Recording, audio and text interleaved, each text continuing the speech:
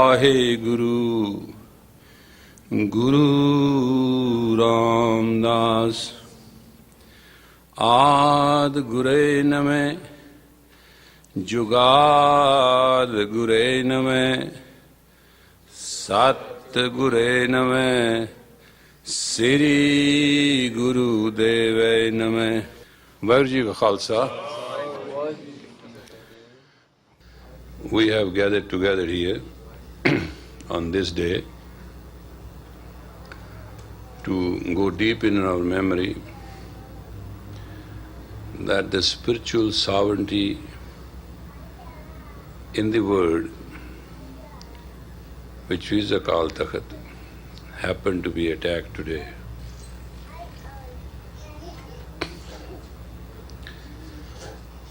We who live in the Western world celebrate that attack. Not that we do not understand.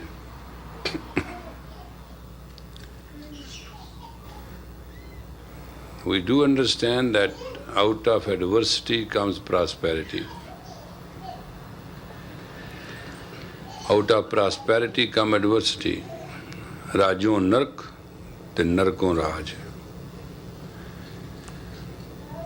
Because in adversity there's a power for a man to utilize his forces, his energies, his meditation to come to unisonness. In prosperity comes lethargy, comes laziness, comes boredom, and everything else. Life as it is surprising that in the Western Hemisphere today I telephone different centers and everywhere we are celebrating. And those who come from the origin of Punjab, those who should have remembered this day and celebrated this day, are just not aware of it. So what I mean to say is that dharma is above culture, above territory, above jurisdiction. It's a matter of faith. It's a concept of faith. Believe me or not, love is nothing but that trust, deep trust, emotional trust. Your own son does something wrong, you totally believe. If somebody else's child does something, you totally freak out. Action may be totally identical. By the will of God, Guru Har Gobind established the Akal Takht, the throne of everlasting life. I'll translate it to the right English. Normally they translate it deathlessness. No, I feel that it was everlasting life. It was the authority of the spirit of sovereignty of everlasting life. And it was given the rulership wherever, jahan Khalsa Sahib, tahan rachya riayat. Wherever a Khalsa pure lives, there should be concession and there should be protection. That's a part of our das. Unfortunately, Sikh religion is the youngest religion, if you really want to look at it. It is 500 and some year old. But it has got divided so badly into little segments that there is no understanding how to do things that things can come out to be all right. There has to be a understanding what a Sikh is. If Sikh is just a religious man, it's not enough.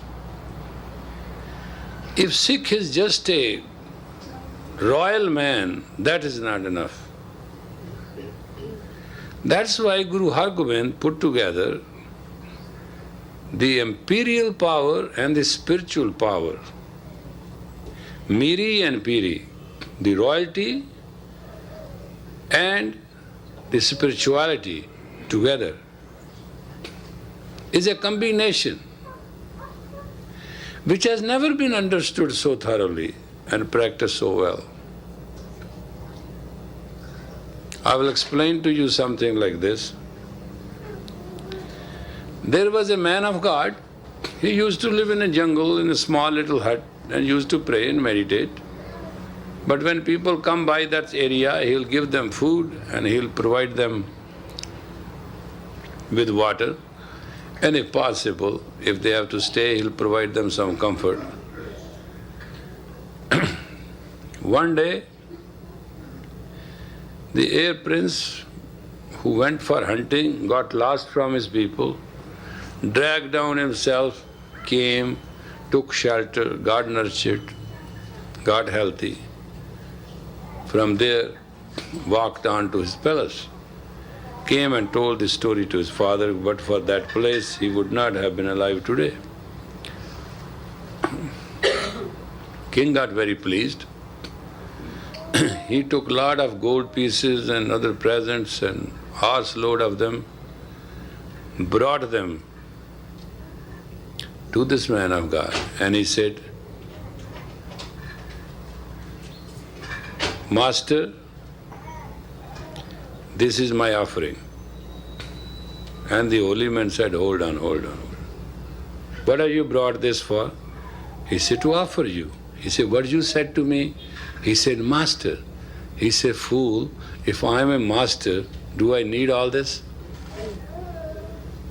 I'm already master. I don't need this. You take this back and give it to the people who need it. That is your duty.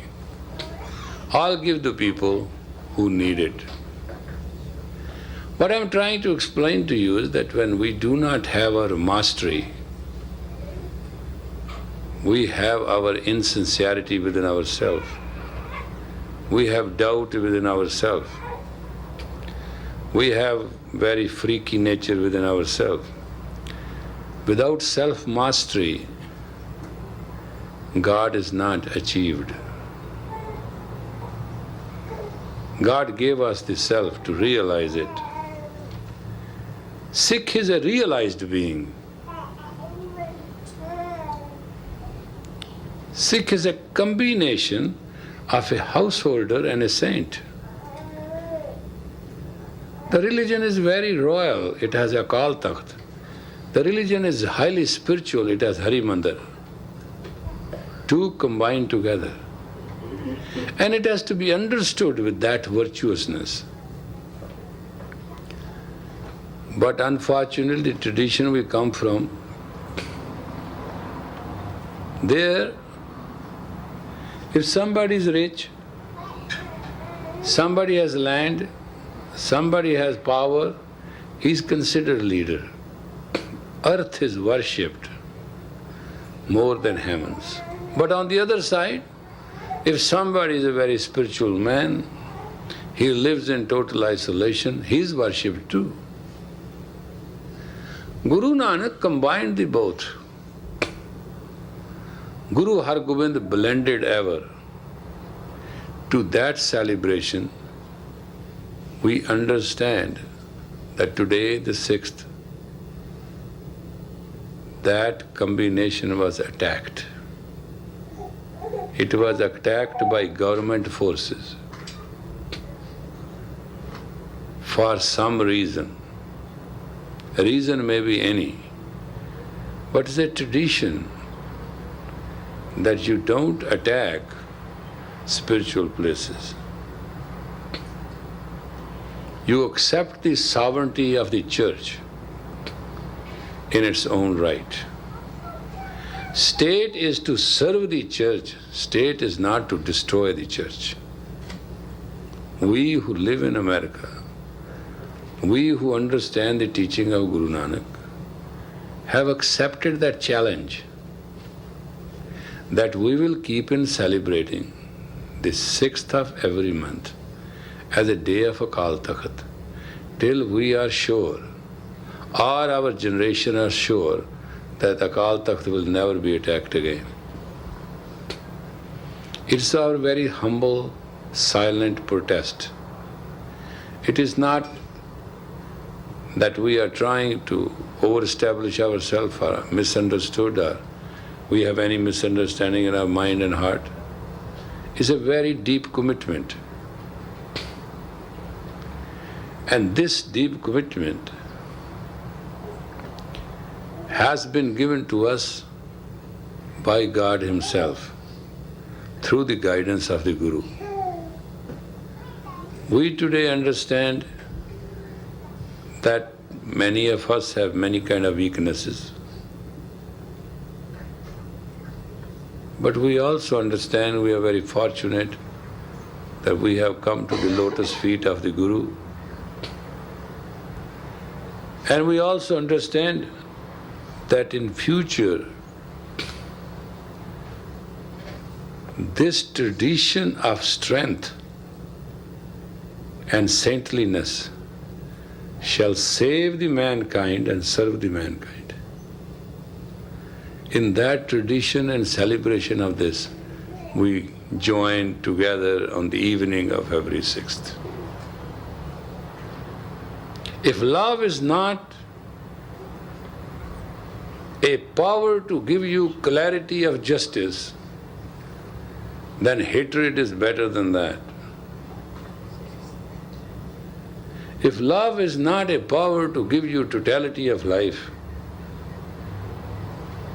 then hatred is better than that. If love does not give you the unisonness within yourself, then hatred is better than that. Because those who walk on the path of God and looks towards God have to have the power of God within in practice. We who believe in the sovereignty and the obedience of the Akal Takht in our heart shall continue to celebrate this. If Sainayana winds blow and nobody wants to get out because it's too hot, it's a very unfortunate situation. That's not what we are for. Because just remember, man has no value. Death and life doesn't mean anything except one purpose. If a man can turn eventual disturbance into peace, adversity into prosperity, hatred into love, and belittlement into grace, man has started living.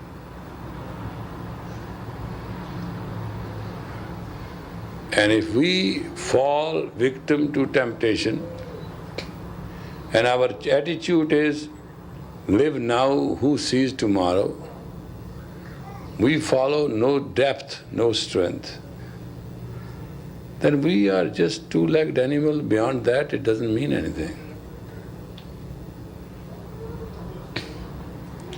God has created entire life around us to show us, to learn the lesson why we are created in the image of God. And it has taken a long time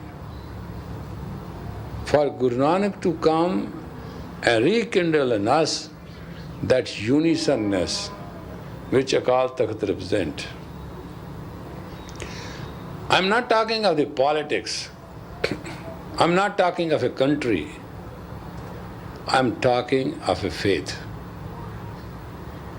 Akal Takht represented the union of spirituality and royalty at the same time. The forces on oath of the same country to which it was situated in attacked it on one excuse or the other. We just do not want to forget this everlasting pain and scar in our heart. We have come today and we shall continue to come on every 6th to pay our homage to Guru Har Gobind and his throne. And that's what it's all about. My prayer is that whatever wishes you have brought with it, may Guru grant it itself.